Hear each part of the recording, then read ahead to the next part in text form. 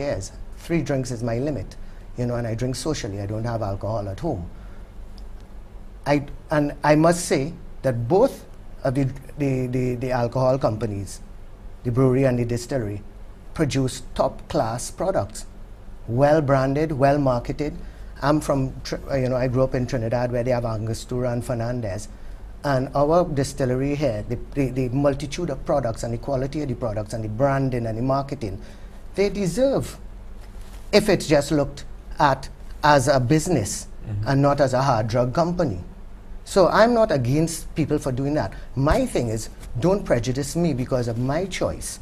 And if I find that alcohol is detrimental to me, I wake up with a hangover, I get diarrhea and I have a headache, and after I consume it, I prefer to consume a safer substance that has less side effects. So the government is actually saying, you know what, you can't use that, use this. We allow you to use this. The more dangerous substance, the government allows. So I think there's an injustice there, and that's where equal rights come in, and that's where the whole Green Party movement. I understand the argument. Let's just take this call because we also have to take a break. So let's take our first call on Newsmaker Live. Good evening. Thank you for calling. Please go ahead. Okay, we lost that. We lost that. Yeah, I understand the argument for the rights issue.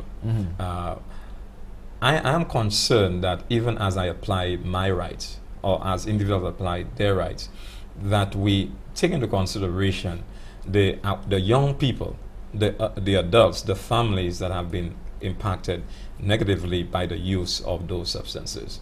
There are individuals who will go to a psychiatrist or may go to a doctor, and because they know a particular drug gives them a particular mood, they would seek to get that drug all the time, although it is legal, simply because they want to keep feeling that there is a drug dependence. And with marijuana, there is a marijuana dependence among our young people, particularly those who are experimenting, and because of that, they don't even know how much they have negatively impacted their life, but because they are so dependent on the drug. We have a call. Good evening. Please go ahead with your contribution. Good evening, everybody. Good evening. I personally believe that the reason why alcohol has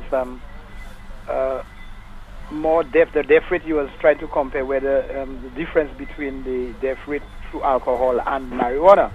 The reason why the death rate through alcohol is high is because it's legalized. When they legalize marijuana, you'll then realize that it's not much of a difference, or maybe even worse. All right. Thank you very much for your contribution. No, that is completely wrong. There's a way of measuring the toxicity of a substance to the human individual. There are 2 ways of doing it.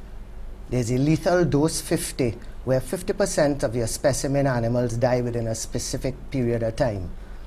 There's a blood alcohol concentration level that is 0.4%, and that will kill you. They have not found a lethal dose for marijuana yet. So, Doc, which substance is more lethal? One that has the potential to kill you in a single sitting, or one that doesn't? The half-life of marijuana can be up to about 56 days. Yes, but is it killing you? But No, this is the premise. The premise of my argument is that alcohol is more toxic. By using the therapeutic ratio and the LD50, which is a scientific means of measuring the toxicity of a substance in a human body, there's no dispute that alcohol is a more lethal substance. Let's take a quick break because we have calls coming in quite fast. So we'll take a quick break now on the program. When we come back, we'll continue to take your calls and with a discussion with Andre De Keras and Dr. Franklin Bray. Stay with us.